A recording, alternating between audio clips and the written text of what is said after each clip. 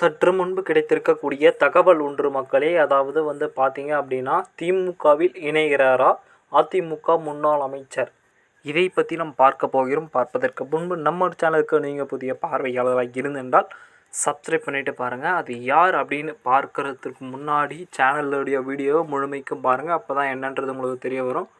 மனோஜ் பாண்டியன் திமுகவில் இணைந்த விவகாரம் அடங்குவதற்குள் அதிமுகவில் உள்ள திருப்பத்தை தலைவர் சிலர் திமுகவில் இணைய உள்ளதாக தகவல் வெளியாகி உள்ளது.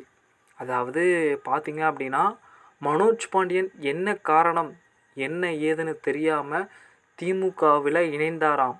இதனை அடுத்து ஒரு கட்டம் சூழலாக அதிமுகவில் உள்ள அதிருப்தி தலைவர்கள் சிலரும் திமுகவில் இணைவதன் காரணம் என்ன?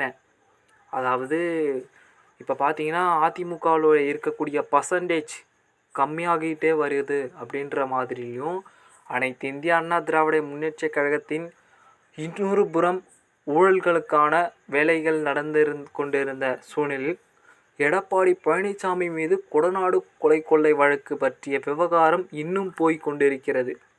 அதன் காரணமாக 2026 தேர்தலில் ஜெயிப்பது சாத்தியம் இல்லை அப்படின்னு தெரிஞ்சிடுச்சு போல். அப்படி தான் நினைக்கிறோம் போல்.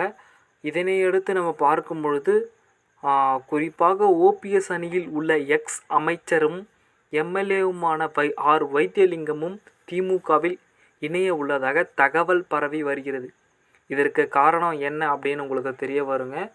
என்னவென்று பார்த்தால், இப்போ ஓபிஎஸும் டிடிவி தினகரன், சசிகலா ஆகியோர் 3 பேரும் புதிய கட்சி தொடங்கி இருப்பதாக நம்மளுக்கு தகவல் கிடைத்திருந்தது.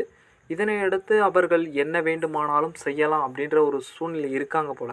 அதனால் ஓபிஎஸ் அணியில் உள்ள எக்ஸ் அமைச்சரும் எம்எல்ஏனா ஆர் வைத்தியலிங்கத்தை திமுகவில் திரட்டி அடிச்சிருக்காங்கன்னு பார்த்துக்குங்க.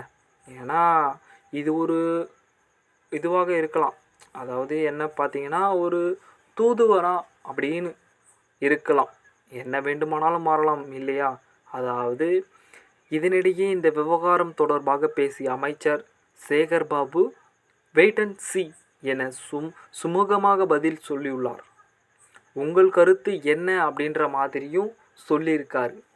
என்ன அப்படின்னு பார்த்தீங்கன்னா, இதனை எடுத்து நம்ம பார்க்கும் பொழுது திமுகவில் அடுக்கடுக்காக, அதாவது ஓபிஎஸ் அணியில் இருக்கக்கூடிய தொண்டர்களும், அதாவது முக்கிய அமைச்சர்களும், அதாவது இபிஎஸ் எடப்பாடி பழனிசாமியின் அணியில் இருக்கக்கூடிய மூத்த அமைச்சர்கள் ஏன் திமுகவில் வராங்க அப்படின்னு பார்த்தீங்கன்னா, தெரிஞ்சு போச்சு திமுக தான் முதல் இடத்துல இருக்குது.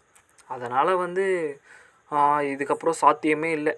எடப்பாடியும் சரி ஓபிஎஸும் சரி, அதாவது திமுக தான் முன்னணியில் இருக்குது. அவங்க கூட போனால் தான் ஒரு வழிகாட்டு முறையாக போக முடியுன்ற ஒரு சூழ்நிலைக்கு இருக்காங்க போல். நம்ம சேனலை சப்ஸ்கிரைப் பண்ணிவிட்டு சேனலுக்கு இருந்துருங்க. அடுத்த காலையும் சந்திப்போம். நன்றி, வணக்கம்.